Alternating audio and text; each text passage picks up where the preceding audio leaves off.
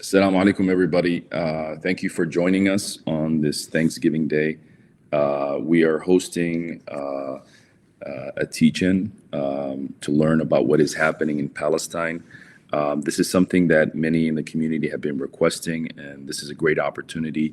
I hope all of you are seeing this. Some of you may know some of this information, but this is a really important time right now as many people have questions about what is going on.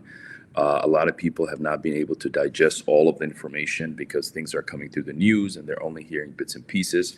And so we have an incredible leader that I truly respect, Sister Mariam Elkatib, who was formerly the lead person for American Muslims for Palestine chapter here in Minnesota and has been extremely active now as a volunteer. And has been doing this for schools and organizations. And so her presentation about what's happening in Palestine is really eye-opening. It goes through history, it explains different aspects of what many of us have not been able to really fully sit down and learn. This is a video. We're live right now. I encourage you to share it for those who are with us. And for those who are watching it through a replay, we encourage you to do the same. This is something you can share with your family and friends. This is an opportunity to learn about the history, what has been going on, and giving a really great context of what is happening right now, which many of us are extremely horrified as now we have now passed over 13,000 people killed, over majority of those people being women and children, over 5,000 children killed. And all of this is not happening in a vacuum. It is happening because our nation is allowing for this to happen. And majority of us Americans have been calling for peace. We've been calling for a ceasefire. We have been calling for an opportunity for all of us to recognize that our nation must lead by showing the world that peace can actually happen. Right now, what is happening is completely unheard of for a human group of people to be in the middle of the war and civilians have no access to water, no access to food, no access to medical care, no access to gas, no access to the basic human needs. And on top of that, nowhere to escape. This is unheard of. And this is sending shockwaves all over the world. Majority of countries across the world have been demanding that we encourage the Israeli government in this moment to call for a ceasefire. And sadly, our nation and our leaders have not done that. And I'm extremely disappointed, and we all are. So why do we need to know about Palestine? What is going on in Palestine? Sister Mariam, inshallah, will go through this incredible presentation. And like I said, please share this presentation, like it. We know that, especially with social media and algorithms, they are not always interested. But if we reshare it, sometimes reshare it, make a message and a post for folks in your community and circles. Another thing you can do is share it within different groups, share the link on WhatsApps. If you want other people to know what's going on, for those especially who have been following us, this is a great opportunity. And I've actually watched Sister Mariam go through these presentations. And for someone who would say I know a lot about Palestine, actually, I learned a lot. And I think many of you will do that same. So Sister Mariam, Jazakallah khairan for taking time and for all the work that you have been doing. I'm going to hand this over to you, inshallah, so you can give us this wonderful presentation, inshallah. Great. Great, awesome. Jazakallah khair, Jelani and CAIR for organizing this. The foundation of everything is education. And it's not enough to just yell free Palestine. It's not just enough, to ask for a ceasefire. It's really important to educate ourselves. And as someone who's born into this Palestinian, been watching this every day, experienced it myself. Every day there's something new to learn and to understand and to, contextualize. So, I think this is really, really incredibly important. So let's jump into it. Jelani, if you could confirm everything looks okay from a slide perspective. Yes, perfect. All right, Bismillah. So obviously with the recent wave of events, it started on October 7th. And unfortunately, for many, especially in the US, especially in the mainstream narrative here in the US, we find that the timeline that they start with is October 7th. And if there's one thing that I want people to walk away from with this presentation is that there was a lot that got us to October 7th. So well before October 7th, we had an ethnic cleansing that happened in 1948. The West Bank has been under a brutal military occupation since 1967, and Gaza itself has been under a siege, a horrible siege, since 2007. So this context is really, really important for us to understand. It is the context that led to October 7th and the events since October 7th. And you cannot talk about Palestine, you cannot talk about Israel, you cannot talk about hostages, you cannot talk about ceasefire without really understanding this context. And so that's what we'll be going through today. So to make sure we're all on the same page, just want to introduce everyone, make sure we're all, understand what geographical region we're referring to. So obviously this is the map that, is historic Palestine. But typically today it's divided into three areas. There's what we refer to as occupied 48. It's also, Israel proper, what's referred to as Israel proper, what's internationally recognized as Israel. That's the light yellow here. Then we have the West Bank. This is, again, internationally recognized as an occupied territory, so Israel is occupying it. It's also typically understood as the Palestinian territory. When people talk about a Palestinian state, they point to the West Bank. Again, we'll understand kind of the implications of the West Bank and what it means to be under a military occupation. And then, of course, there is Gaza. Gaza, again, since the siege, kind of has been its own isolated area, but we'll talk about that in detail. So again, this is, occupied 48. We have the West Bank, and then we have Gaza. Those are really important to understand the geography there. The other really important thing I want to emphasize is in everything that we're talking about, really the foundation of it is Zionism.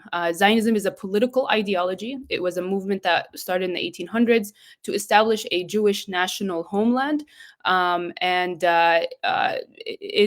historic Palestine. Although, interestingly, other places in the world were considered for this Jewish homeland. They settled on Palestine, and that was really the Zionist movement. And ultimately, Zionism is a settler colonial project. It aims to replace the original population of a colonized territory with a new society of settlers. And you'll see this very clearly in the presentation today. Zionism is not Judaism. Judaism is a faith, an Abrahamic faith. As Muslims, we believe and recognize that the Jewish faith and the significance of the land of Palestine to the Jewish faith.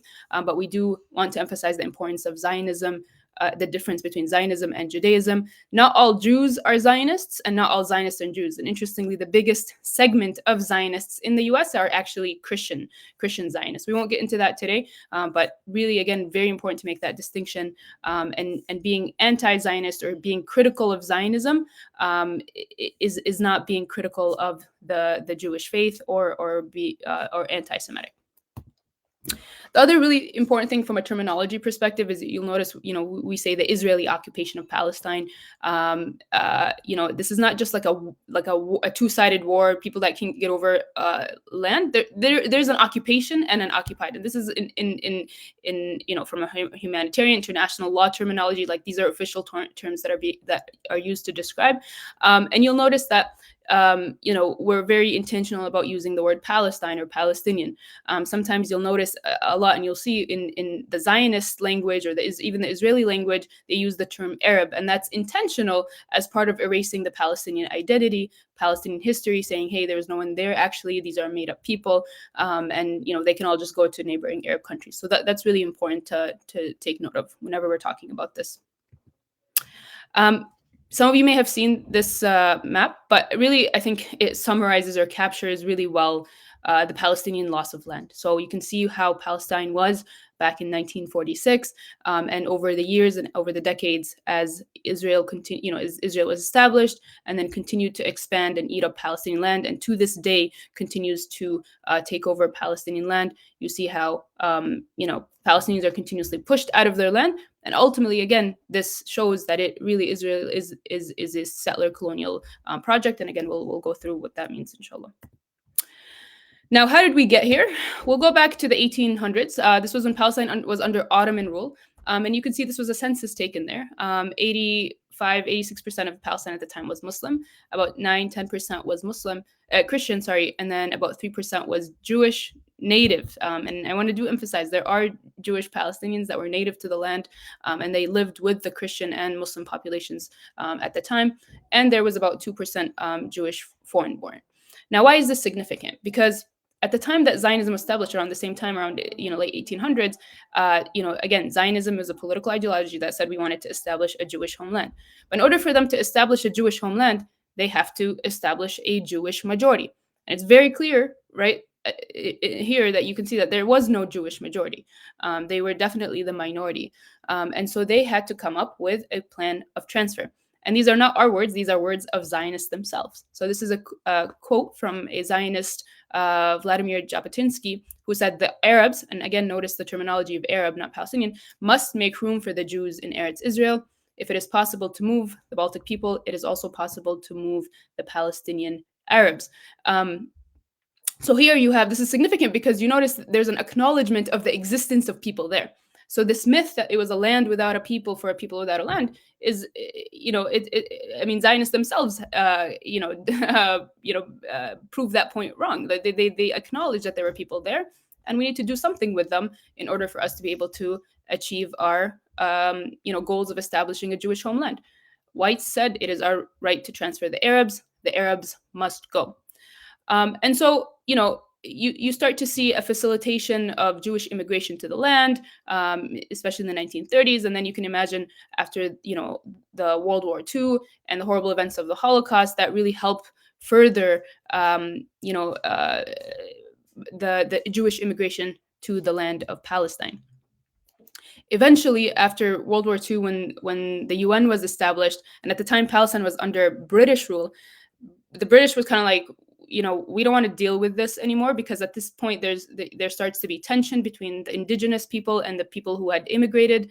Also, in the early 1900s, in the Balfour Declaration, British had provided or lended their support to the establishment of a Jewish state, and now Britain was kind of in this situation where, okay, we promised the Jewish homeland, but now, the Palestinians, obviously the indigenous people don't, aren't on board with this.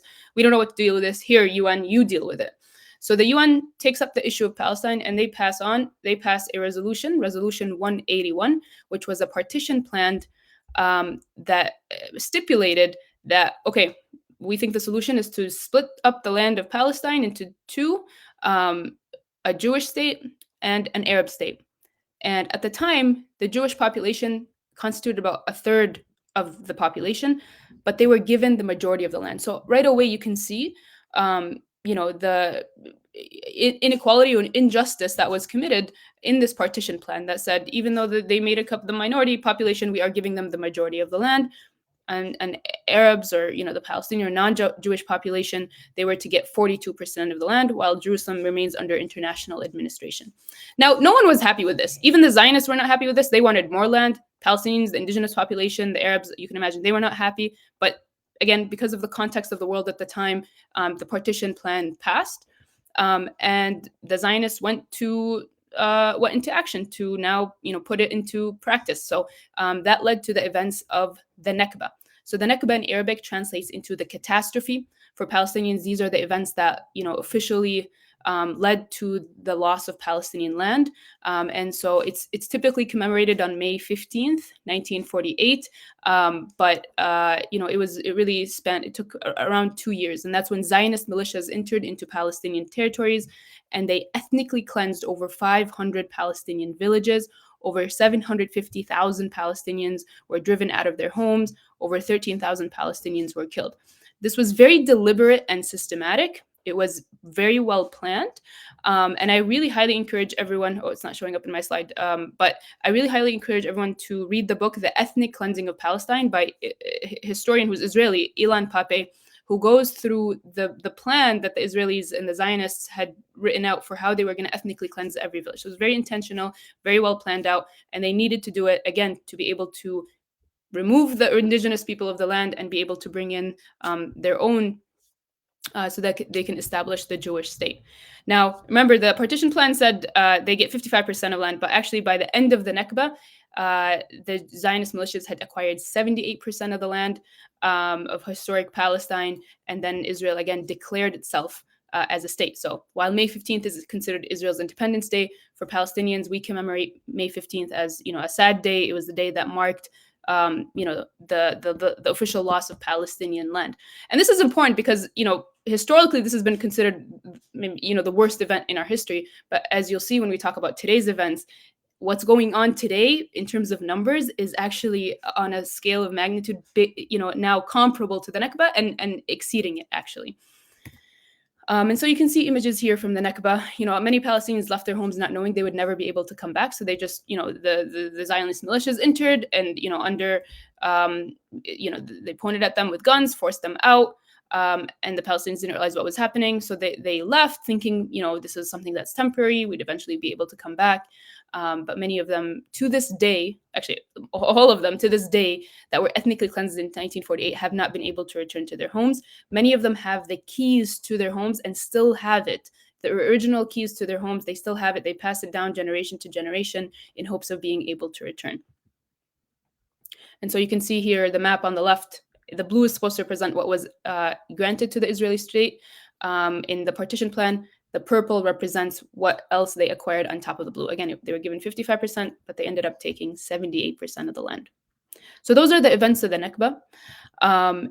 If we fast forward to 1967, that takes us to the Naksa. So Naksa is also more commonly known as the Six-Day War or the 1967 War or the Arab-Israeli War. And in summary, I'm not going to go into the details, but Israel basically takes the remaining 22% that they had not taken in 1948. So at this point, Israel has full control of Palestine and neighboring countries. They also took the Syrian Golan Heights as well as the Egyptian Sinai. So if you look at the map here, this is what they had. Again, this is what we refer to as Israel proper, or 1948, occupied 1948. And then the orange here is what Israel occupied in 1967. So at this point, Israel has full control of historic Palestine, including Jerusalem, and of course, Gaza and the West Bank.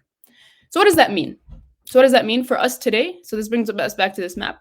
It's created really a system where Palestinians, depending on where they live, they have certain, they live under they live as second-class citizens in Israel or occupied 48. They live under a military occupation in the West Bank, and they live under a siege in Gaza. And then we also have the Palestinian refugees that were, driven out of their homes in 1948 and out of, completely out of the Palestine, and to this day have not been able to return. So every Palestinian now, is impacted by the Israeli occupation and Israeli aggression. How their life is depends on which part where they live and literally the color of their ID. So I'm going to show a quick video here, and that summarizes really well what the different experiences are under Israeli occupation. Israel maintains a single stratified population registry for everyone in Israel and the occupied Palestinian territories of the West Bank, East Jerusalem, and the Gaza Strip. At birth, Israel assigns each person an ID, and your ID determines your degree of freedom. According to Israel's 2018 nation-state law, only Jewish people have the right to self-determination in Israel. Over 50 Israeli laws discriminate against Palestinian citizens of Israel. For example, laws allowing for admissions committees can prevent Palestinian citizens of Israel from living in numerous small Jewish-only towns in Israel.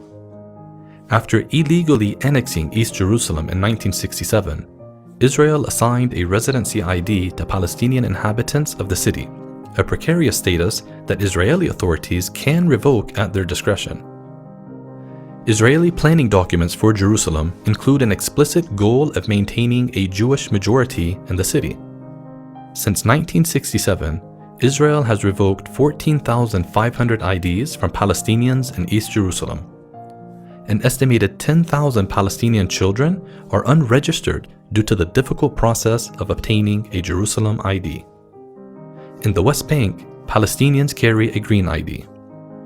Palestinians with a green ID are only allowed to live on 40% of land in the West Bank. They face numerous barriers to movement and are barred from using certain segregated West Bank buses and roads designed to serve illegal Israeli settlements.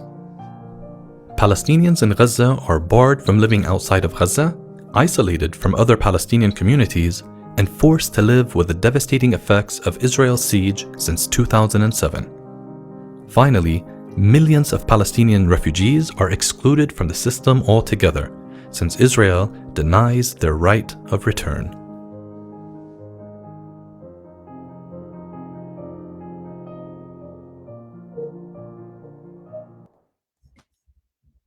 So you can see that video really describes really well the different IDs and different systems. One thing I want to emphasize is Palestinians living in the West Bank are not allowed outside of the West Bank.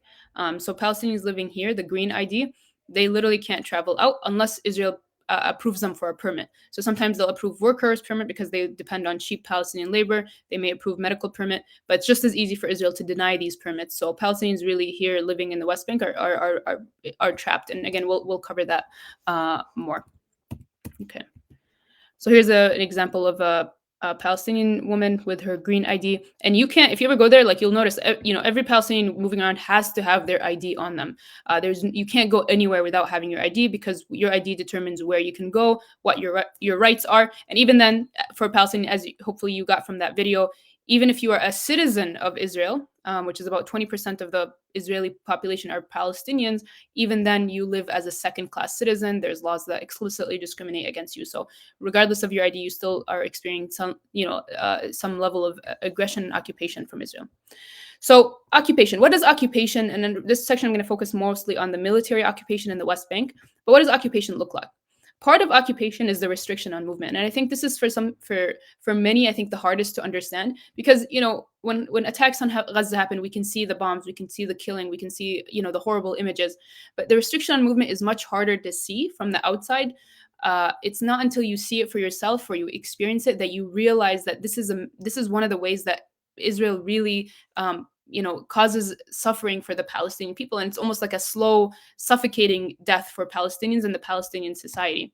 And so what Israel does is they have a system of checkpoints that control where you can go.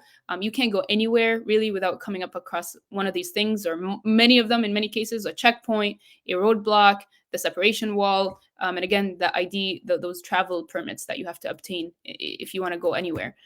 So here's a picture of a checkpoint. This is a checkpoint at like 3 or 4 a.m. You might ask, why is it so busy? Because a lot of these are Palestinian workers who, again, Israel will grant them work permits to leave the West Bank because it's cheap labor for them. But then they have to come to the checkpoint so early so that they have enough time to spend 3-4 hours to get through the checkpoint so that they can get to work on time and not be fired. And they have to do this every single day. That they have to go through the checkpoint to actually get to work and then go through the checkpoint to get back home. And I'm going to go show another video here.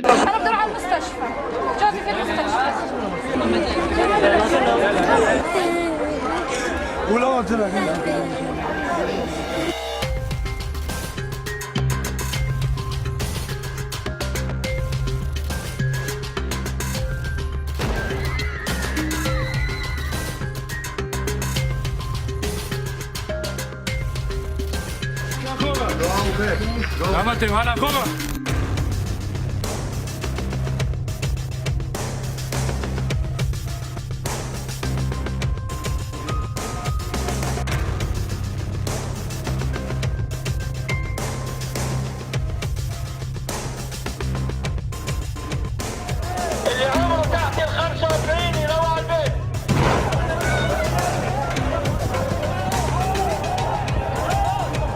12 ساعة في العمل الشاق ما بيهلكوا البني آدم قد بس عملية المرور من هذا المعبر.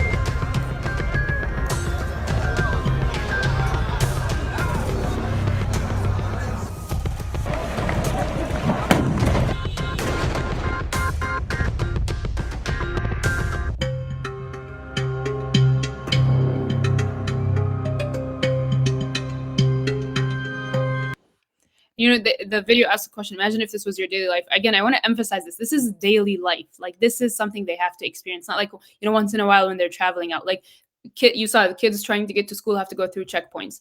People trying to get to work have to go through checkpoints. If you're trying to access a hospital outside of the West Bank, you have to go through a checkpoint. If you're, Muslim Palestinian, you want to go to pray in Al-Aqsa, you have to go through a checkpoint or multiple checkpoints. And they are just places of pure humiliation, dehumanization, violence, aggression. Many people have been killed at checkpoints. As showed in the videos, there are days where you may show up to a checkpoint and they may decide we're not letting people under the age of 45 through, or today the checkpoint's closed. So it's a very difficult thing to be experiencing and to be experiencing daily. And when they say they are spending hours on the checkpoint, again, that is not an exaggeration. So you can imagine from a society perspective, from a daily life perspective, if you're spending 2, 3, 5 hours every day just commuting, what that does to a society, what that does to your ability to live and thrive, and build a thriving society or good life for yourself. And so again, you see here pictures. They really do treat the Palestinians like animals in how they cage them, how they treat them. More pictures here. The other thing that Israel has put in place to restrict movement is the separation wall, or what we call the apartheid wall. This wall Israel has built around the West Bank. They claim that it's there for security, again, but it's really to trap Palestinians further within the West Bank. It's 400 miles in length, 25 feet high, and it's illegal under international law.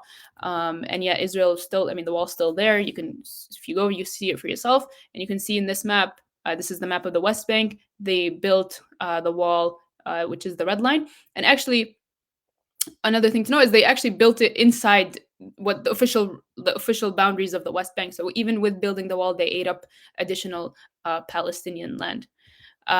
This is my village. So my family lives on this side of the wall, and they own and operate the businesses here.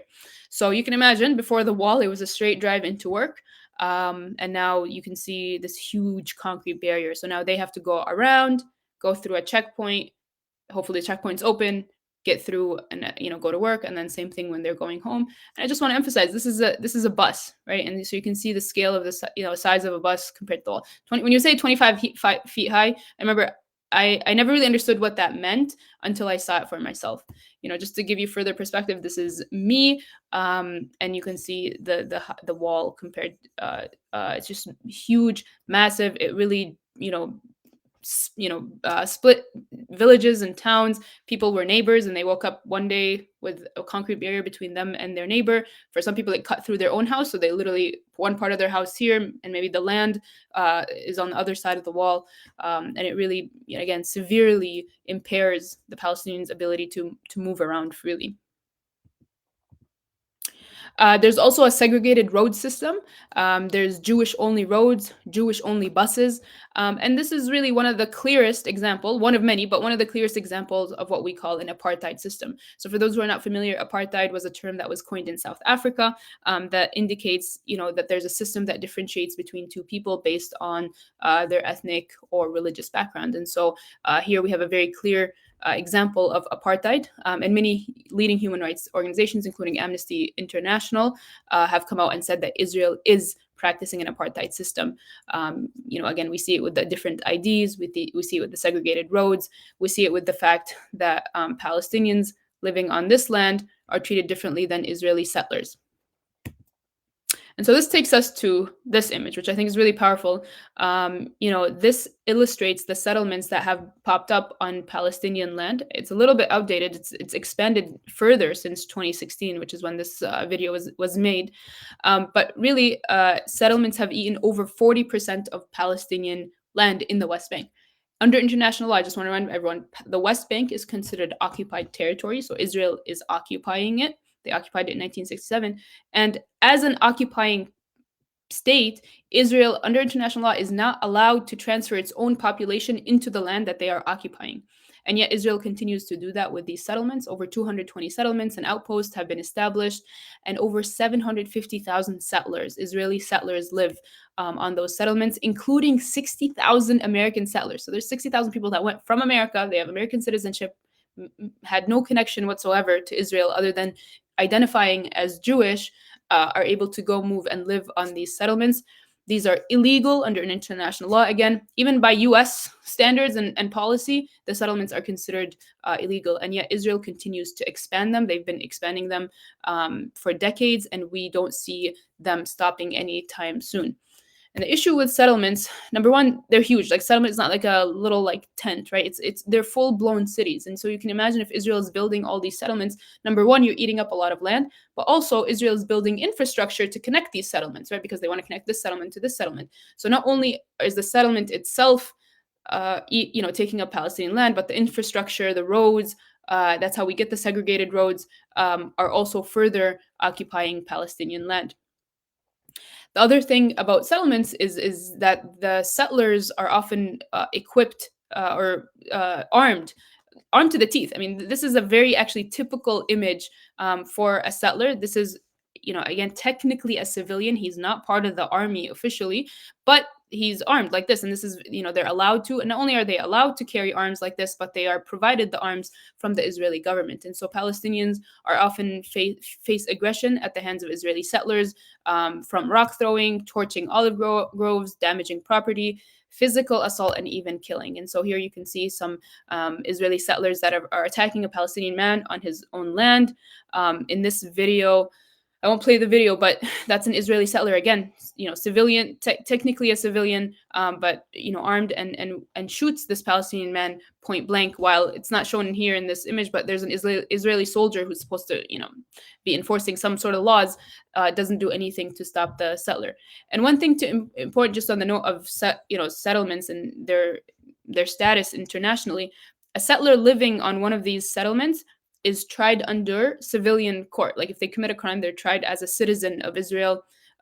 They have the right to vote. They're tried in civilian court. A Palestinian living literally right next door, if they commit a crime, they are tried in a military court. So again, a very prime example of an apartheid system.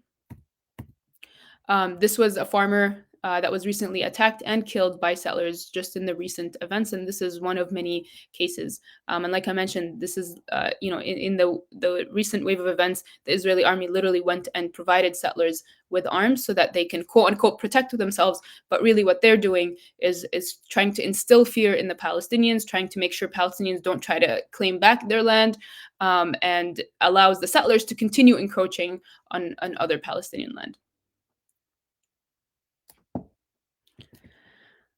The other thing that Israel, practices is child detention, and especially military detention. Again, Palestinians are tried in military court, and so when Israel arrests a Palestinian child, they will be arresting them and putting them in a military detention, military court.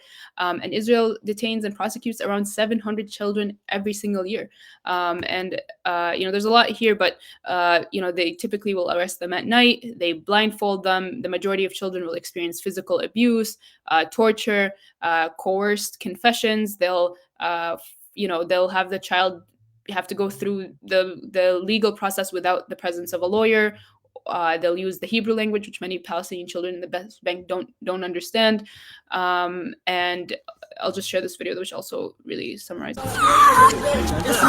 اسمع انا بمسك لك اياه وبدق معك عمو في صوت خبط باقي. طلعت الجندي بيصحي فيه بيقول لي قوم يا حبيبي تعال معنا. كان في مواجهة بعديها رحت اتفرج ما وقت اللي بيطلع لي حتى نجي الدكاترة وأول إشي عالجوا الكلب بعدين الأمير مسكوه وزتوه في الجيب.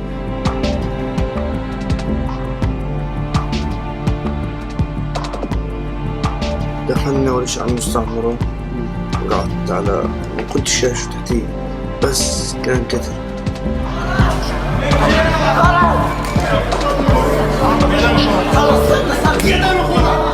بلشت سياسة الضرب يعني في السيارة يخبطوا فيا يعني لدرجة إنه وجع.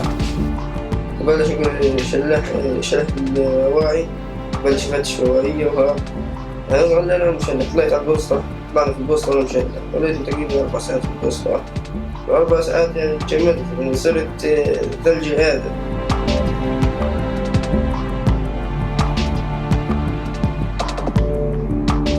قعدنا هنا بعدين صار يضرب علي في حجاب وكان رايح وجاي يضرب. بعد يمكن 5 ساعات جينا وطلعنا على السوق.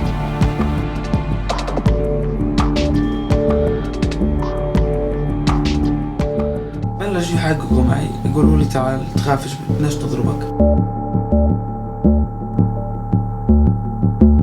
اعترف على شيء بسيط وبروحك يعني. يقول لي يعترف انك بتضرب وعشان اروح قلت له مش علي شيء عشان اروح.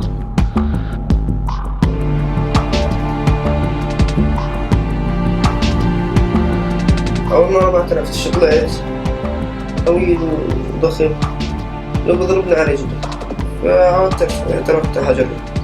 عملوا أنا يعني إيش الصعب هذا البني آدم فاضطر إنه يصير يضربني. مسكني من راسه وخبط راسي في الطاولة ضربني هنا بوكس على بطني.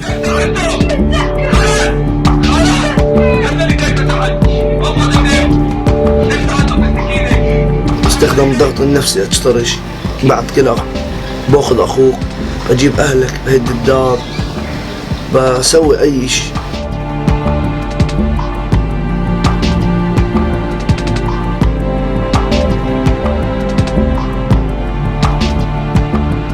حياة الطفل الفلسطيني طبعا كلها خوف وذل وقهر وكل شيء يعني يتعلق التعليم كل ذل وقهر. يعني شعور بالنسبة للشعور هو شعور مأساوي، بتحس أولادك يعني مميزين، يعني حتى بتحس إنهم بينهاروا قدامك ومش قادر تعمل لهم شيء.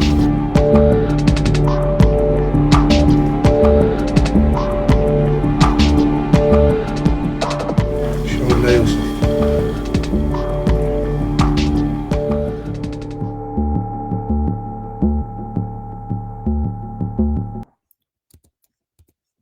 So I think that that video really captures well the violence that Palestinian children face when they're arrested and throughout the interrogation process. And one thing maybe that wasn't mentioned explicitly is you can imagine these kids when they're arrested, even they're missing school. Many of them are held for weeks, if not months, if not years at a time, and so it really is disruptive to their ability to continue their studies. Many of them may end up dropping out or may not be able to even continue school with the psychological trauma that they've gone through. And so it's a way, again, like of crippling a society. You cripple them by limiting their movement, you cripple them by hurting them with their children, by instilling in them fear and trauma that makes it very difficult for them to live fulfilling and thriving lives. More broadly speaking, Israel not only arrests children, obviously they do arrest adults. There's over 7,000 Palestinians in Israeli custody. 88 of them are women, 250 of them are children. That's like currently in custody, but as you saw in the video, Israel arrests and prosecutes 700 a year. So they may not necessarily stay in there for a full year, but these are current numbers. 1,300 of them are in administrative detention. Really important to understand this. Administrative detention is a practice that Israel uses to keep people in their custody without ever charging them with anything or giving them a trial. So they'll bring someone in, they'll put them under administrative detention, which is 6 months. And by 6 months, they're supposed to, charge them with something, let them know, hey, this is why we're holding you. But what Israel does is that they will renew the administrative detention.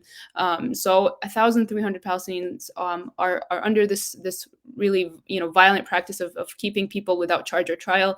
And since October 7th, over 3,000 Palestinians have been arrested. And generally speaking, 4 out of 10 Palestinian men will spend some time in Israeli jail. So it's a practice that impacts Palestinian society broadly. And like I said, these Palestinians are being tried in military court. So really, really difficult, difficult process, and I think the conviction rate is like 99%. So, usually they will either force a confession or convict, and it's very hard to really get justice within the military Israeli courts. One thing I want to note that 2023, this was before October 7th, human rights organizations came out and said 2023 was the deadliest year on record for Palestinian children. And this is important again, because, just going back to the beginning of my presentation, that well before October 7th, Palestinian children were being killed, they were being detained, they were living under military occupation. And 2023 especially has been a very, very violent year for Palestinians. You can see in the West Bank alone, 192 Palestinians were killed before October 7th, including 40 children, again, the deadliest year on record. And since October 7th, since just the last couple of weeks, another 200 Palestinians have been killed in the West Bank alone, including 52 children. So we're not even talking about Gaza yet. You can see that although Israel tries to keep the focus on Gaza and Hamas in Gaza and whatnot, really the Israeli aggression has really spanned in the entirety of the Palestinian experience, no matter whether it's in Gaza, whether it's the West Bank or occupied 48, and this has been going on for decades. So just to summarize, West Bank again is under a brutal military occupation. It's been there for decades. Israel uses the practice of arrests and military detention. They do, they carry out regular raids on refugee camps. They typically go in at night, and very brutal, very aggressive.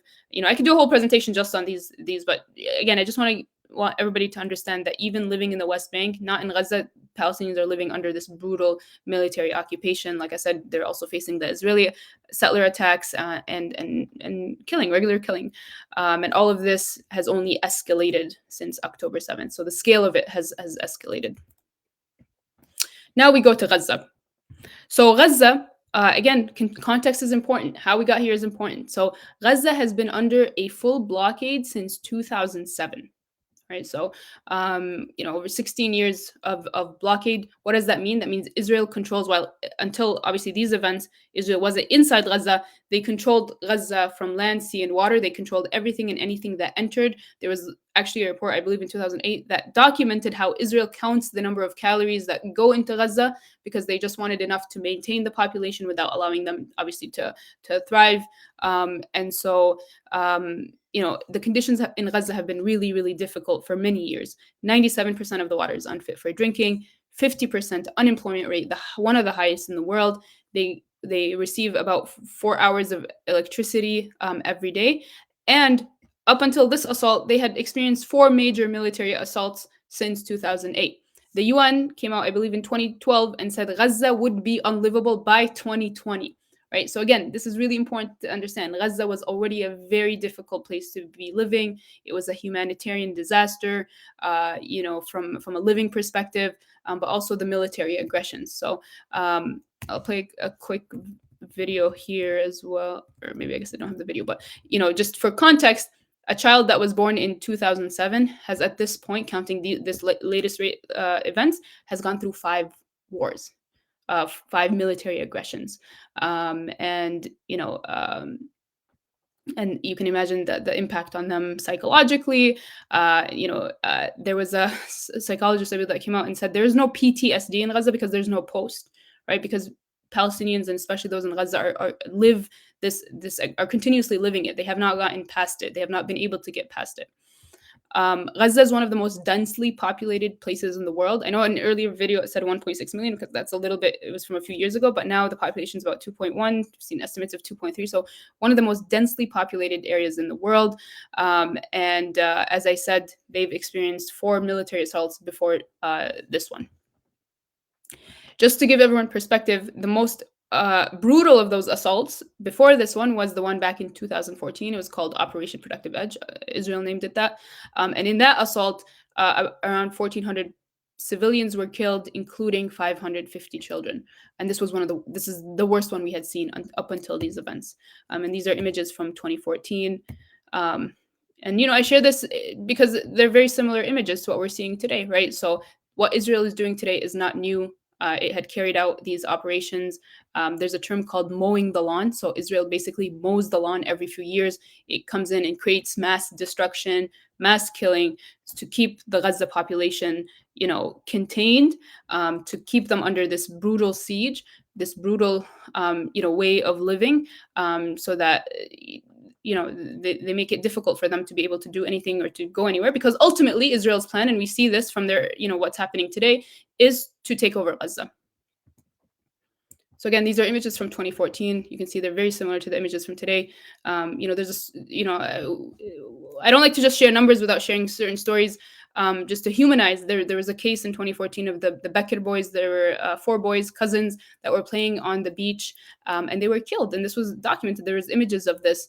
Israel killed the 4 boys while they were playing soccer on the beach. And until this day, no one has been held accountable. And of course, these are just 4 boys from many others that had been killed by Israel. For the sake of time. So all of this had happened in Gaza since before October 7th. So since October 7th, after the attacks on Israel, obviously we've seen the recent events unfold. And I want to start with this video. Shows Israel's intent and what they plan to do with Gaza. את אשר עשה לך עמלק נצטווינו. אנו זוכרים ואנו נלחמים.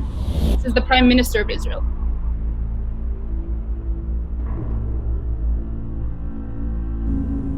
It's an entire nation out there that is responsible. It's not true. This rhetoric about civilians not aware, not involved, it's absolutely not true. אין חשמל, אין מזון, אין מים, אין דלק. הכל סגור. אנחנו נלחמים בחיות אדם ואנחנו נוהגים בהתאם. Very puzzled by the constant concern which the world is showing for the Palestinian people and is actually showing for these horrible, inhuman animals who have done the worst atrocities that this century has seen. עזה לא תחזור להיות מה שהייתה וחמאס לא יהיה. חסל את הכל. مع هيك وحوش بشرية رايحين نتعامل كيف لازم. إسرائيل فرضت إغلاق كامل على غزة. هناك إسرائيليون يعني وصفوا الفلسطينيين في غزة وصفوهم بأنهم حيوانات بل أقل من حيوانات. أنا لا أسويهم بالحيوانات لأن هذا تحقير للحيوانات. هذا رأيك دكتور مردخاي؟ نعم هذا رأيي. תכסחו אותם כמה שיותר, שלא נשים מהם זכר. שלא הם, לא אמא שלהם, לא הילדה שלהם, לא התינוקות שלהם. אסור להם לחיות לחיות האלה. אתה יש לך שכן ערבי, אתה לא תחכה שהוא יבוא אליך הביתה. תיכנס אליו הביתה ותירם.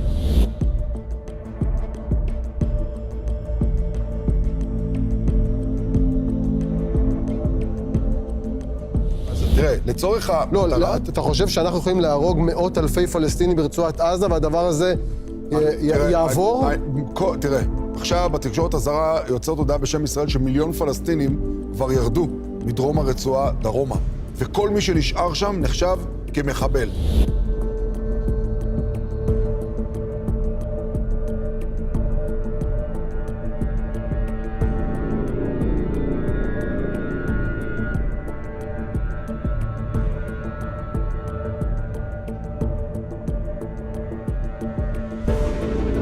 תשמיד את עזה עכשיו, עכשיו.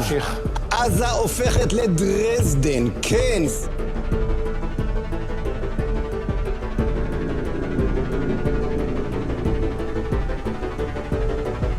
הארץ שלנו. כל הארץ. כולל עזה. כולל הלבנון. כל הארץ המובטחת. אנחנו קוראים את עזה.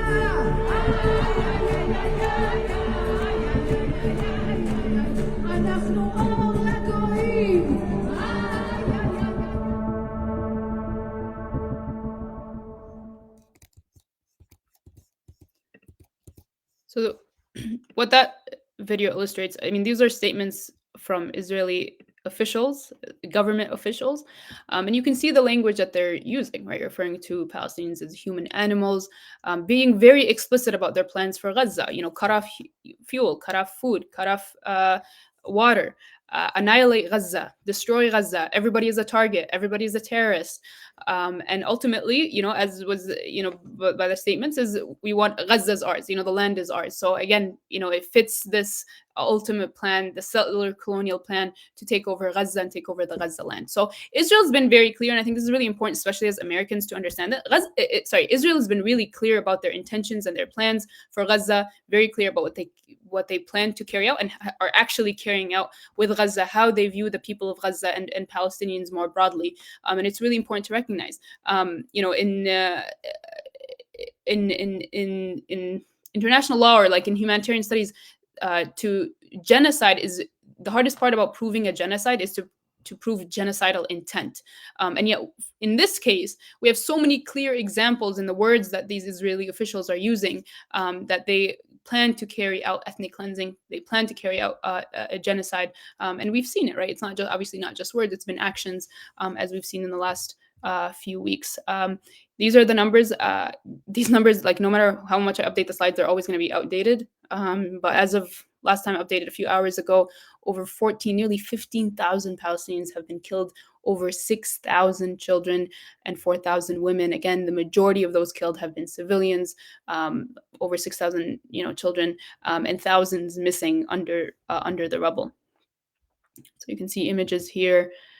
Again, similar images to what we saw in 2014 and 2008 and 2012. So this is Israel doing it again, but obviously the scale of this has been unprecedented. This is certainly the worst aggression we've seen on Gaza. And if you remember the numbers, if I go here, remember the numbers of the Nakba, it was about 15,000 killed, 750,000 displaced. At this point in Gaza, over 1 million Palestinians, around 1.4 is estimated, have been displaced from their homes. As you can see, we're getting very close to 15,000. And a lot of these numbers, are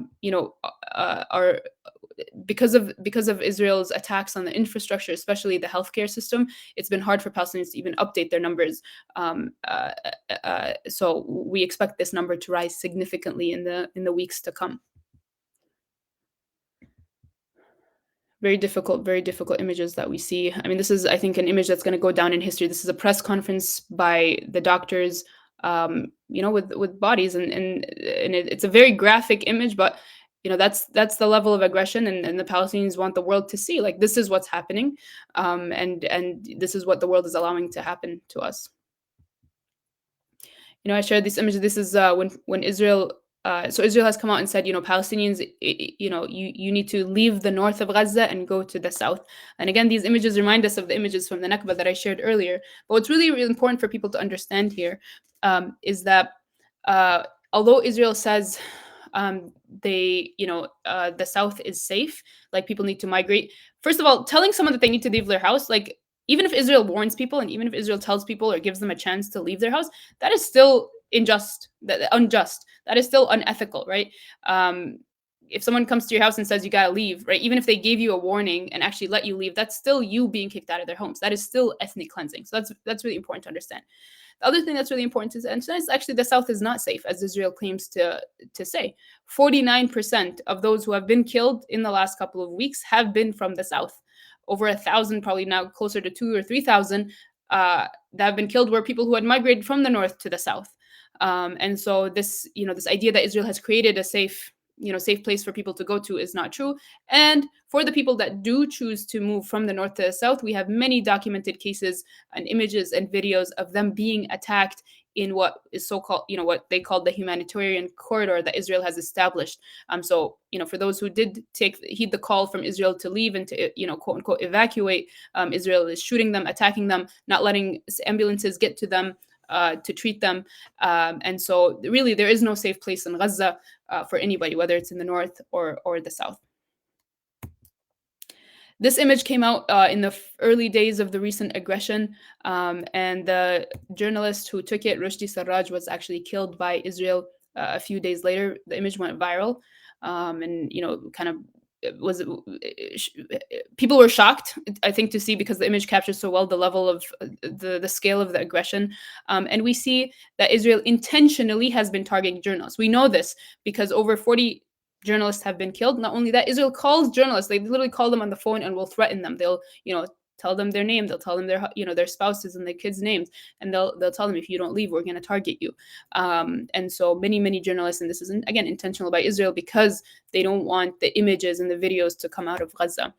They target the journalist families. Wa'il al-Dahdouh, a very prominent journalist with Al Jazeera, just a few days after Blinken from the US, told Al Jazeera they need to tone it down in their reporting, Israel killed Wa'il Dahdouh's wife, 2 kids, and grandchildren, and he was ultimately forced to leave his home.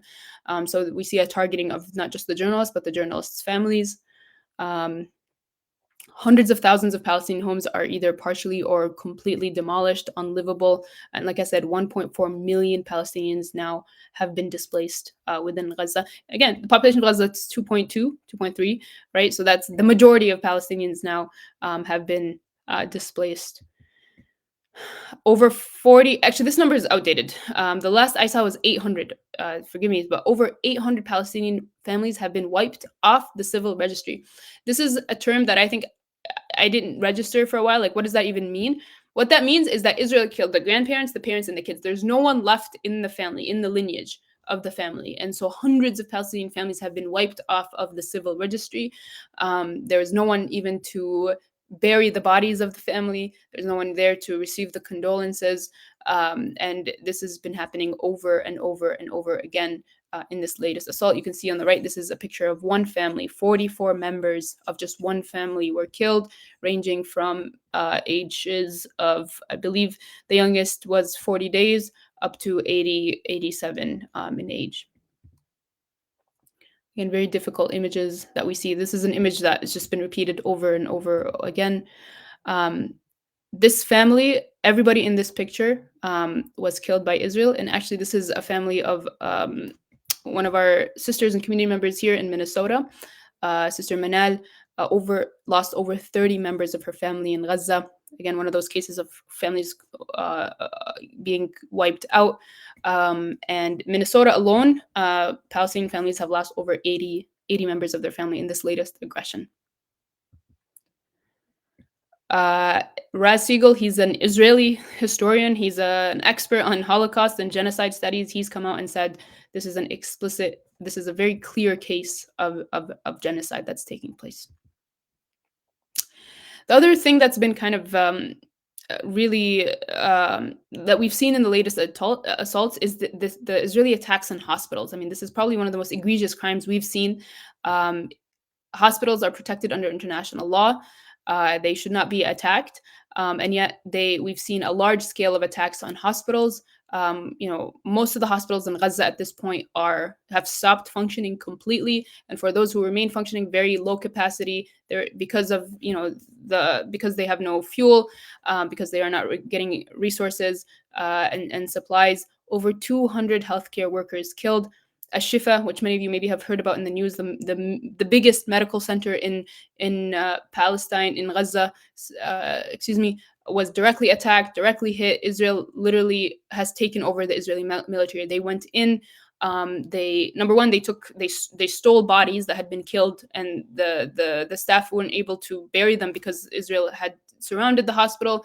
So Israel stole the bodies. Eventually, they arrested some of the healthcare workers, and ultimately forced everyone out of the hospital, except for patients who literally physically could not be moved. And just yesterday, I believe, the head of the Shifa hospital has been arrested by Israel, and no one really knows where he is.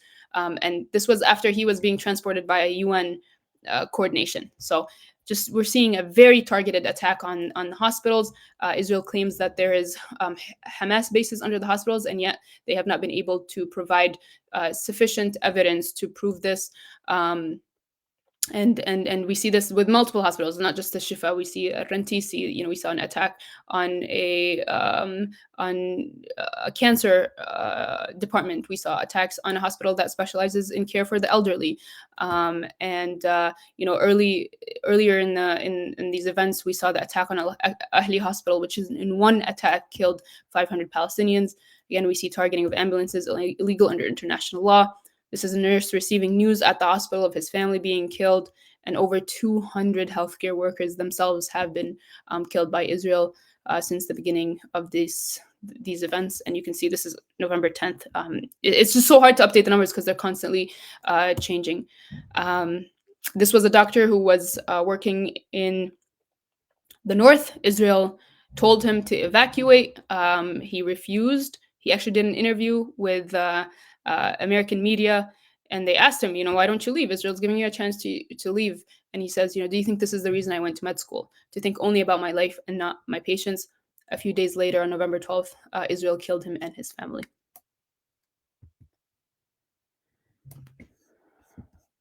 Let's see how we're doing on time. I won't play this video, but many people the premature babies. I mean, this was something.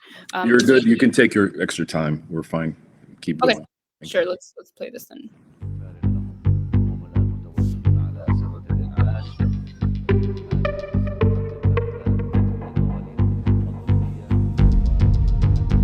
They are now lying on the floor in the cardiac unit, and they are covered with some blankets in order to avoid hypothermia.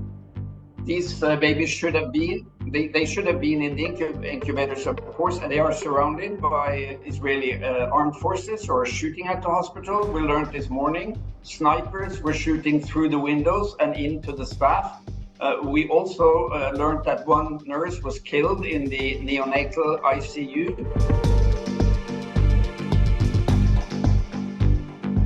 Honestly, today when I spoke with the Red Cross, literally they told me that they have suspended their operations in Gaza and they have no news about Mira and the hub. No news at all. I don't know whether they are all right or not. Honestly, this is something you cannot describe when you reach to such a point where you can't provide safety to your newborn children. The staff of the Shifa hospital has requested that tomorrow we will help the babies in the pediatric department to get to a safer hospital.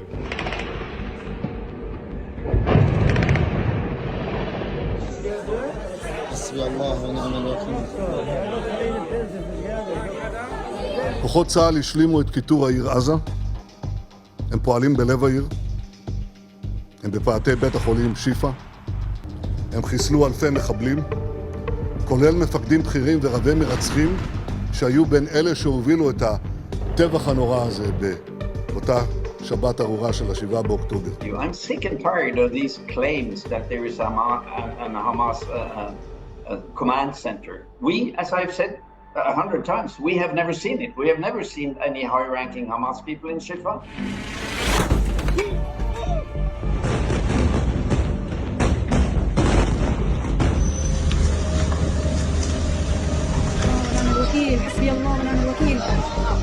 I'm very fearful that there is an ongoing massacre which will not be covered and we will not be able to see it. But in Al-Shifa, desperate situation, no oxygen, no food, no water, and of course, absolutely no security for patients and staff. Is this a genocide in slow motion? The answer is yes. This has been going on for 4 weeks now. People are dying, hour by hour.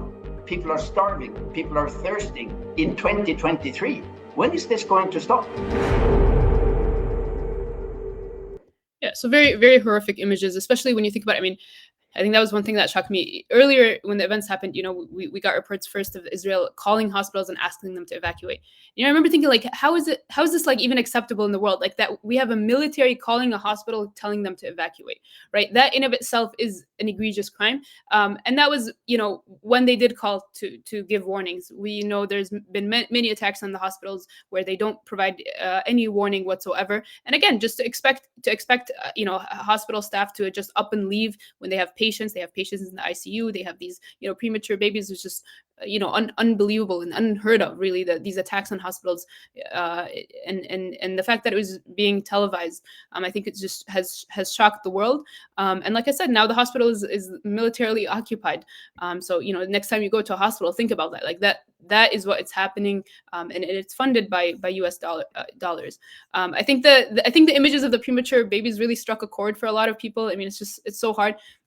Unfortunately, so many kids have been killed, but it's just to see babies that are, they're alive, but you don't know if they're gonna remain alive. Alhamdulillah, we're happy to report that the babies have been moved, but not before 6 of them had passed away, because they had been removed from the incubators. So the babies, I believe, now are either in Rafah or they've actually crossed into Egypt. Unfortunately, many of them, they don't know who their families are because their family have been killed. They don't know the baby's name. Like there was one baby they reported on. They saved her. Her mom had been killed, so they only know her as the daughter of. They don't actually know what the baby's name is. So, although alhamdulillah, we're happy to report that those who have survived, 33 of them, are now getting the care that they need. But unfortunately, now they have a life ahead of them where many of them don't know who their families are. Obviously, their families weren't allowed to accompany them. So even if their family's still alive, God knows when they'll be able to be reunited with their families. And then last, one of the last things I do want to touch on related to Gaza specifically is the ceasefire. Obviously, that's a big thing that's been in the news. So there has been an agreement for a 4-day ceasefire. Obviously, this is something that we've all been demanding. As Jelani said, most Americans at this point support a ceasefire, but we support a full ceasefire. So this is just a 4-day ceasefire, although it has been postponed. So it's set to start today, has been postponed until 7 a.m. tomorrow, local Gaza time. And the ceasefire agreement is that Israel will release 150 Palestinian prisoners, and Hamas will be releasing 50 Israeli of the hostages, and all of them on both sides are women and children. And yet, really important to note, it's been just since the ceasefire has been announced, Israel has still been going on a full-blown assault on Gaza. So hundreds of Palestinians have been killed, both in the north and the south. We see attacks on the refugee camps. We see the attacks continue in the West Bank. So Israel really is taking advantage of the last few hours before the ceasefire. And unfortunately, we expect that even after the 4-day ceasefire, the assault is going to continue on Gaza as it was before. Netanyahu himself has said this. Again, these are not speculations. He said the war is not over. And so, we must continue our work. We must continue our demands for a full ceasefire to end the violence. The U.S.-Israel relationship is very important for us to understand as Americans. Israel, this is a fact, Israel would not be able to carry what it's carrying without U.S. support. They are able to do this because the U.S. supports them financially and politically. Financially, we give them $3.8 billion, that's with a B, every year. And we're seeing now that there is attempts to send additional funding for Israel for this to help them in their war. The House tried to pass $14 billion in funding. It didn't pass, but we do expect it to come up again, to another version of it to be introduced. And so we do expect that to come through.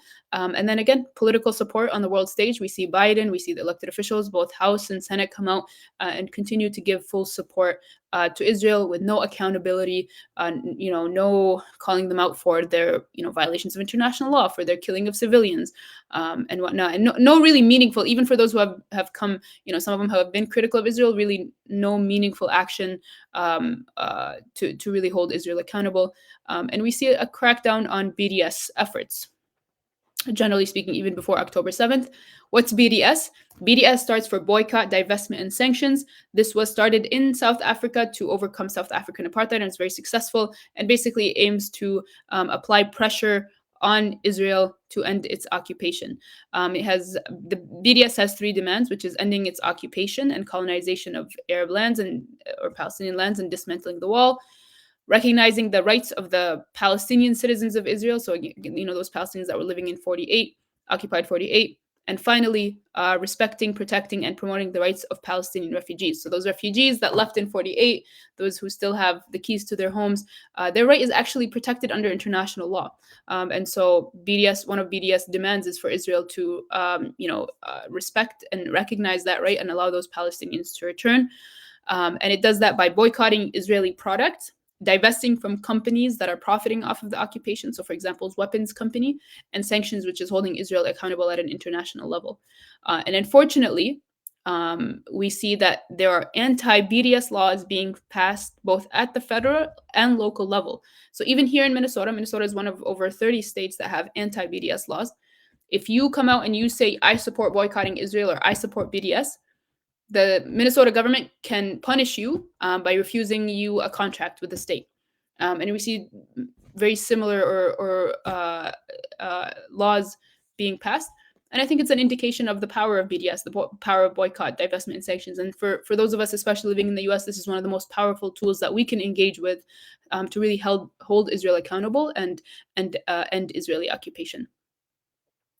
So you might ask, what is there to boycott? There's lists that get shared around that are like, dozens, 100, maybe like 70 companies. And, while people can choose to boycott whatever they want on a personal level, what makes boycotts effective is when they're strategic. So these targets are chosen strategically because, number one, there's like a direct correlation or direct tie between the company and Israeli occupation and aggression, and because it's strategic, right? Sometimes there's a company that we may be able to boycott, but boycotting it is not strategic. It's just not hard. It's hard. It's not realistic. And so that's really important. So the most important list is this one in the top left corner.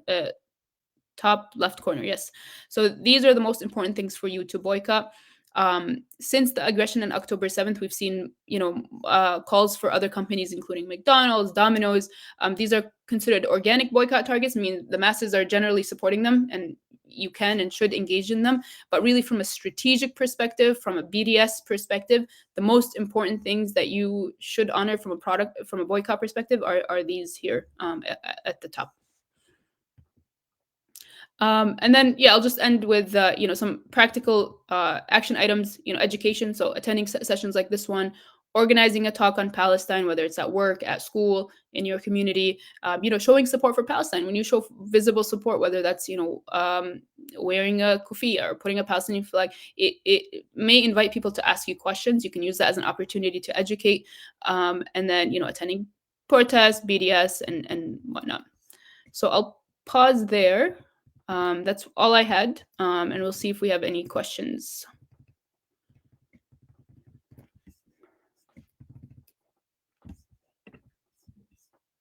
Jelani, if you're talking, you're on mute.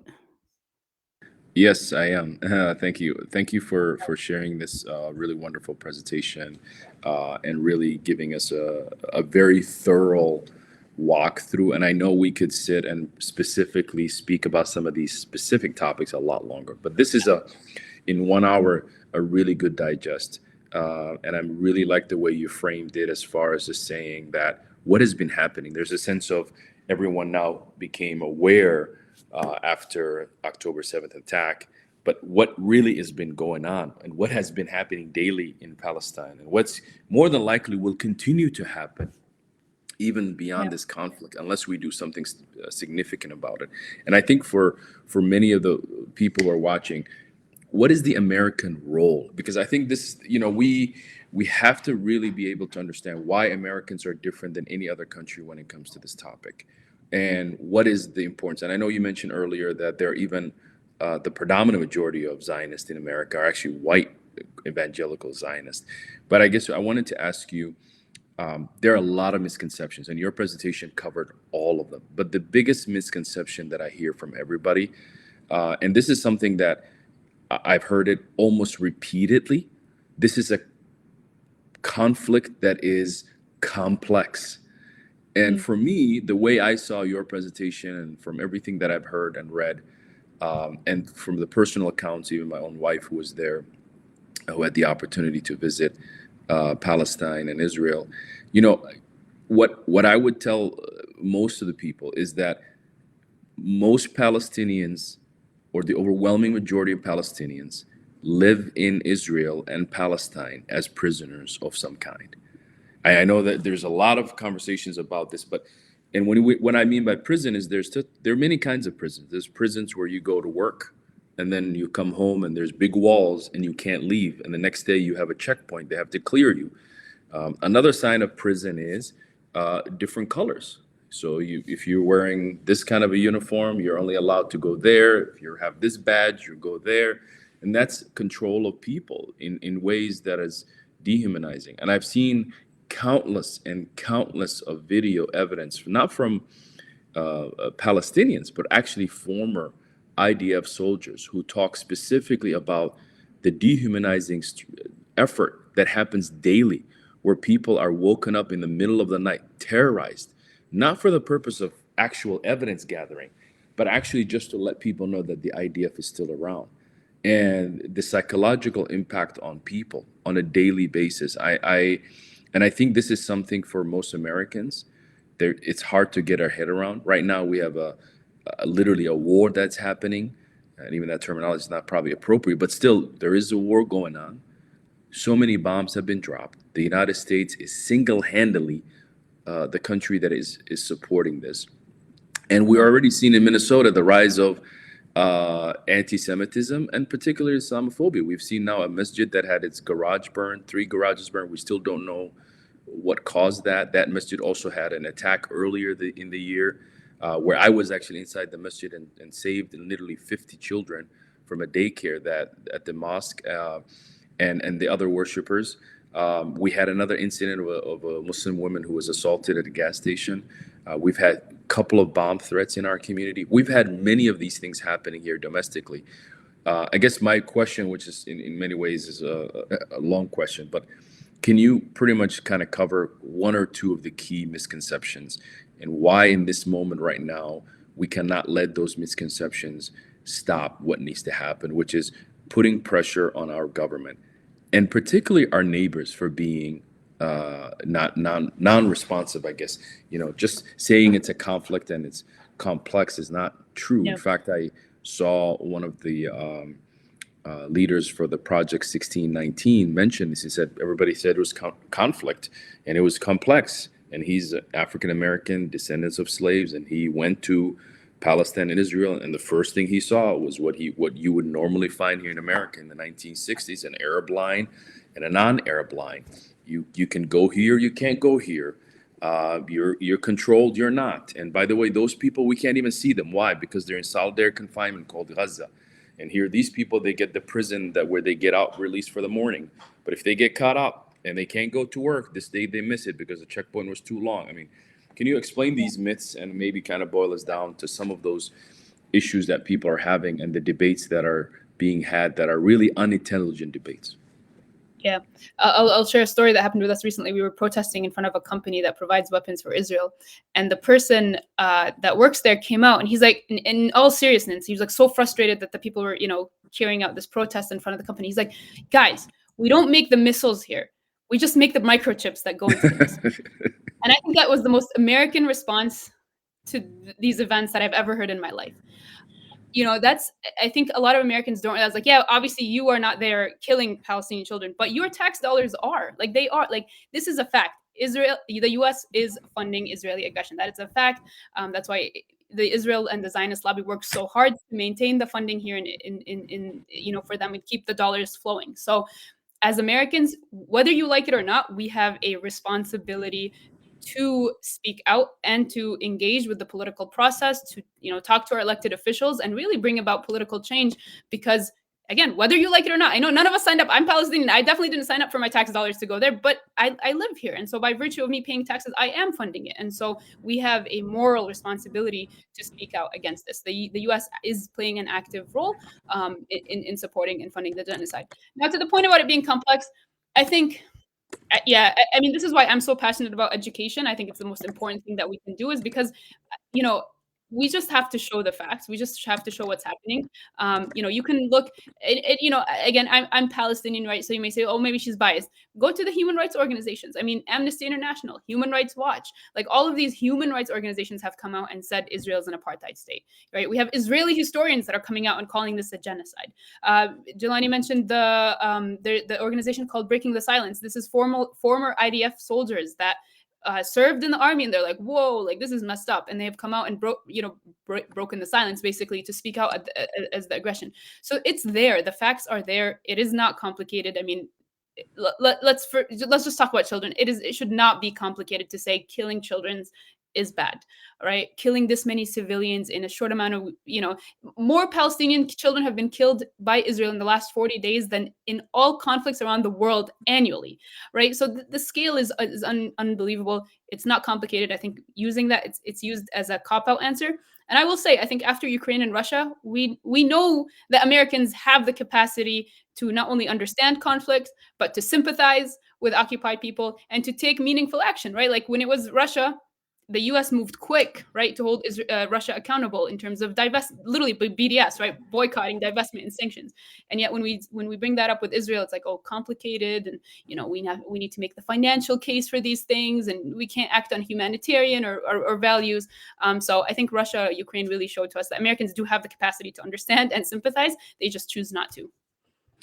And speaking to that, I think that really makes a sense, because I think a lot of Americans, we are a nation that kind of tries to police the world, so we're involved in a lot of conflicts. But sometimes many people don't understand how we're involved in conflict and what does it actually mean. And to your point, I wanted to also raise another point that I think for many Minnesotans who are watching this should know how difficult it has been to advocate for Palestinians in America.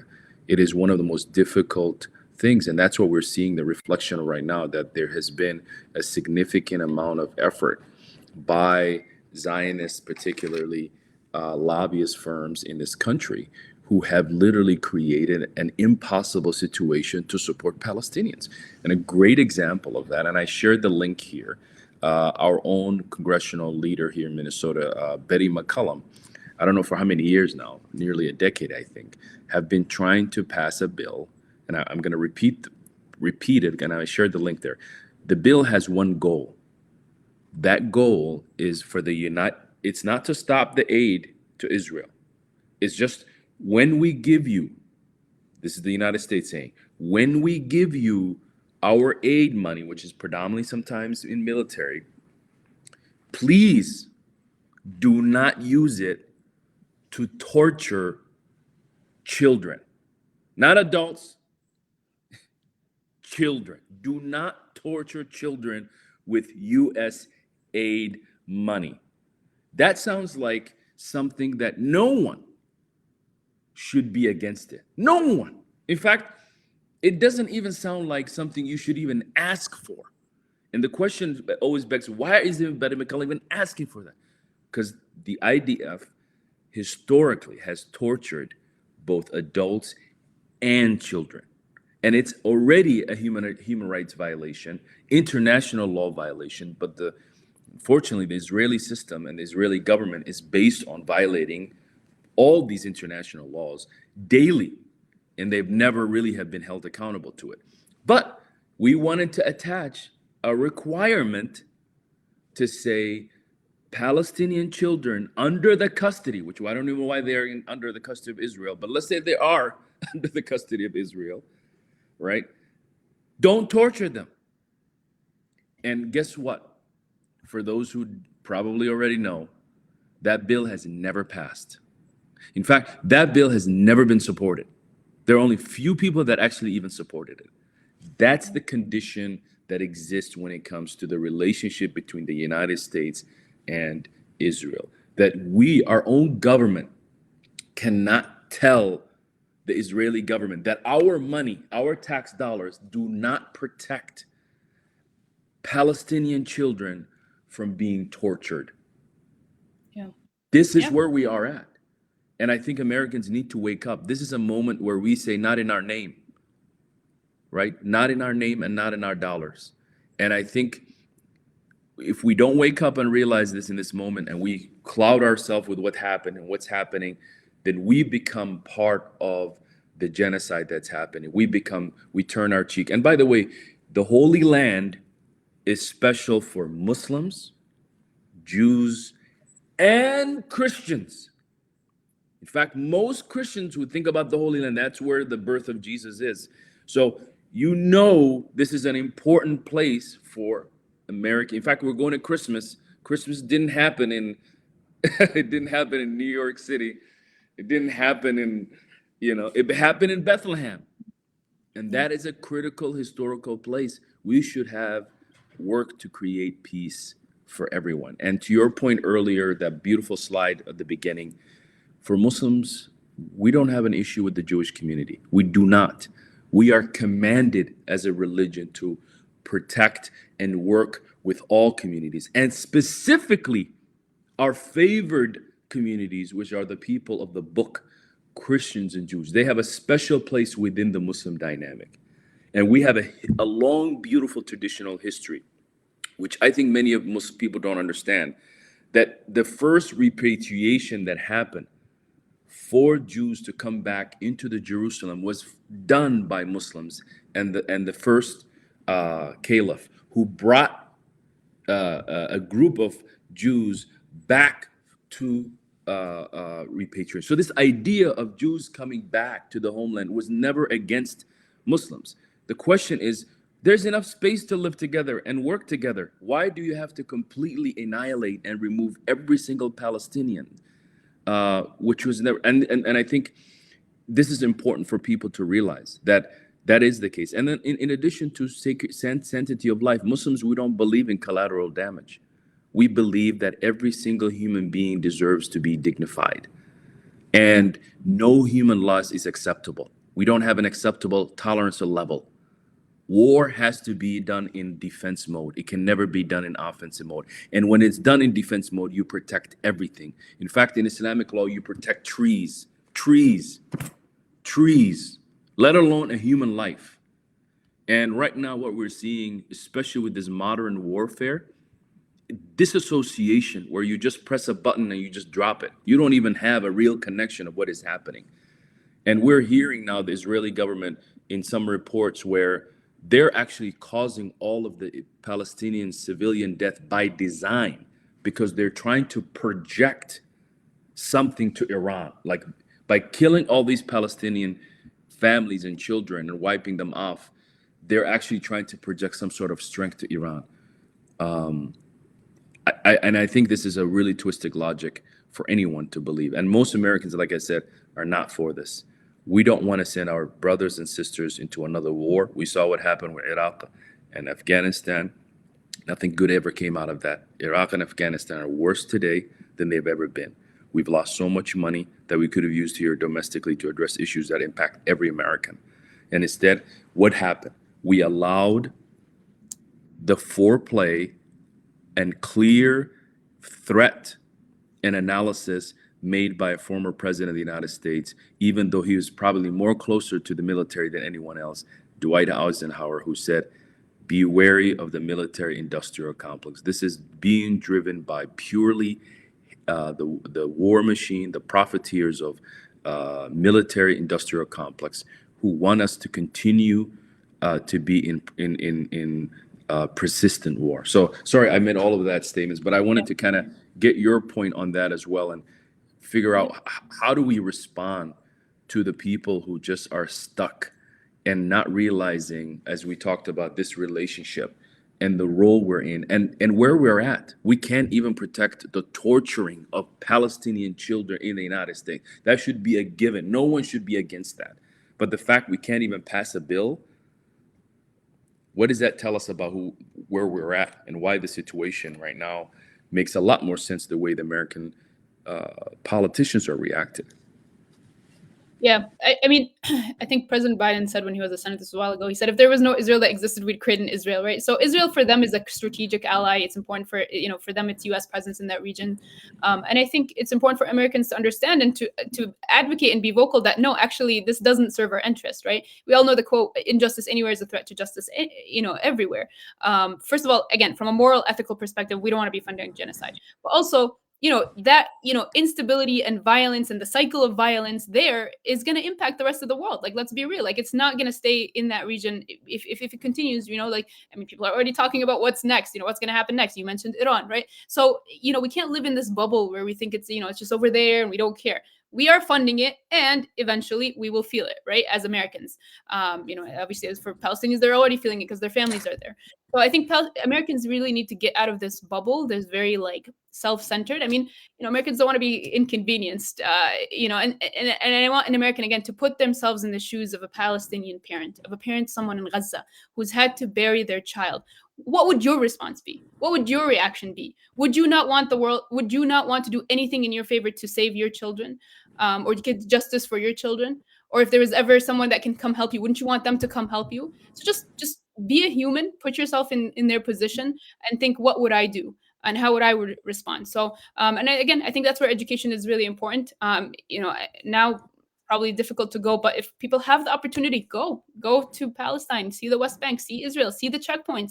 Like, once you see it for yourself, I think it all speaks for yourself, and understand that there are forces, as Jelani mentioned, there are forces meant to stifle advocacy for Palestine. Like, this is very intentional. We see now concerted efforts to punish student groups. We've already seen multiple campuses suspend Students for Justice in Palestine and Jewish Voice for Peace, right? Jews who are speaking out and saying not in our name are being suspended and punished for this. So this is a very intentional, concerted effort. Like I said, the anti-BDS law, it's been passed in over 30 states. That's a very intentional, concerted effort. And you can look it up and search it. I mean, this is being funded and coordinated. So you have to be mindful that these systems exist, that we are going to go up, just in, I know this, we were trying to do a presentation on Palestine in a middle school and it got canceled, right? Why? Because, there's this fear and there's these, accusations that are being thrown, and we see a policing of language. Americans are now more concerned with certain slogans than they are with ending a genocide. You have to call your after that. So, do you want to stop the killing of children? Yes or no? And they'll try to squirm their way around. We've had enough of those conversations at this point to know that. But really, I think, and I want to end on a positive note, and maybe if I can share my screen real quick. I thought I had added the slides. I just want to end on a positive note that the vast majority, as Jelani said, the vast majority of people do support justice. They do support the end of Israeli occupation and aggression, not just in America, but worldwide. And so we're seeing these massive protests taking all over the place. And, again, I want to emphasize and mad respect to the Jewish community, especially here in the US, saying not in our name, right? Like, this does not represent us. This does not represent our faith. They've been leading the charge, especially when it comes to civil disobedience. They shut down, the Grand Central Station in New York. They had protests in the Capitol, US Capitol, at Lady Liberty, right? So you see massive support, and it really shows you, how global this issue. This is Minneapolis, St. Paul, London. London's been bringing out like 1 million people every weekend. I mean, it's wild.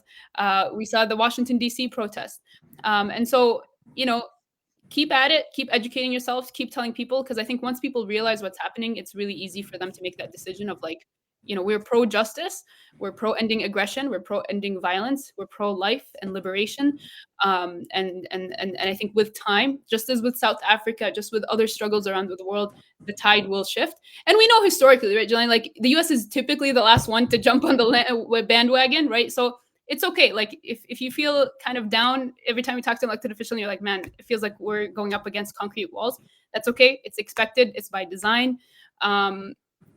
It's consistent with the US. We just have to keep working. We have to keep going at it. And eventually the tide will shift and the US will come around. The US government will come around. Absolutely. And I want to just remind folks, as you watch this either on a replay or now live, I wanted to hope all of you who are watching and got a chance to cover this presentation, please share it with others. That's really the goal, especially if you are someone who this presentation was a reminder, or at least you've learned some new things. We all do. Please share it. Why? Because so many people just don't have a lot of the information, and we really need to make sure people are actually getting that. Share it to your WhatsApp group. Share it to, if you have a group on Facebook, share it among our Facebook or Twitter or social media. This is also on Twitter. This is also on even on my personal LinkedIn page and others. Please just share these videos because it's a great opportunity. And Sister Mariam, mashallah, you did an incredible job of sharing that information in a very concise 1 hour. And I know we could talk about this extensively. So, and before we end, I wanted to also remind you, if you're interested locally here in Minnesota for protesting or other actions, please join the group. So there's you can text the letter P for Palestine to 612-200-2550, and you will be then joining some of the actions that are coming up for you to engage, to just like you said, on a positive note. I know it's difficult. The data shows the majority of Americans are against what's happening right now with our tax dollars. And as a nation that comes to conflict, sometimes we should be the better in making sure both sides stop and we get to the best possible solution to protect the innocent people, to protect the civilians, to stop the loss of to stop the destruction of homes and the evacuation and the massive humanitarian toll that comes out of it. As many of you are having a Thanksgiving and you're remembering this thing, this is all Thanksgiving, sometimes we come together as families. And I just want us to hold space for both the incredible 15,000 now Palestinian families who do not have that ability to be with their family the way many of us are going to be in this Thanksgiving, and also for the Israeli families who have lost lives through this war as well. And this is a moment that we go above the conflict and go into a space where we call to the best ideals of who we are, a nation that can be for good for the world, a nation that calls for peace and does not send weapons to kill more people, but sends everything that we have in our disposal to actually bring peace in the world and to stop conflict and to stop the use of these high-powered weapons to kill more people. We don't want that. We want to be in a place, and we can do that. And it takes these moments when we come together as families to think about that. Think about the family right now that are, for the first time, can begin mourning. I don't call what is happening now a ceasefire. I call it a hostage exchange pause. That's literally what it is. This is not a ceasefire. And I want for many of you to remember that so far right now, Palestinians in Gaza have nowhere to go. There's no place that's safe. And usually in conflict, that is the first rule. The civilians can find a way to flee from the position of conflict. This is always the first and most important thing that everyone does. In fact, the first sign of conflict is when civilians are fleeing, are able to naturally flee away from a specific area of conflict. Palestinians are not safe at their home. They're not safe on the south side. They're not safe anywhere. They have the ocean, and walls around them. And so we pray for our nation and we pray for our communities. And I hope all of you have a wonderful weeks here. And I hope that this is a learning lesson for Americans that we just can never have this happen. And we need to speak up. And I'll end with this. I think Dr. King said it very well. At the end, it's not it's the silence of those who we know that is louder than the voices of those who aim to cause harm in the world. And so, so many of you have spoken out in favor of our Ukrainian brothers and sisters who faced the onslaught from Russia, an attack on their own country, and many of them became refugees around the world. We stood with you, and all of us stood together. And in this moment, we need to stand together for Palestinians. This war has only created an unsafe condition for Palestinians and Israelis. No one is winning here, no matter what you hear. There is no winning when we see Palestinian children dying in hospitals because they don't have the medical care that they need. That's not a win. That is a loss for humanity. And we must account to that. So thank you, Sister Mariam, for joining us. Any last words, and then we'll end here. No, just, everybody keep going. And, I will say we're always one day closer to justice, one day closer to a free Palestine. And, it's, and look to the people of Gaza. They've showed us what, patience and strength looks like in the face of aggression. And, we draw from that. And like you said, we hope to bring justice to everybody in the world, no matter who they are. Absolutely. All right. Thanks, everybody. And thank you for joining us today. This will conclude our teaching. As it becomes a replay for other times, please make sure you share it with others. Jazakumullah khair, and thank you, everybody.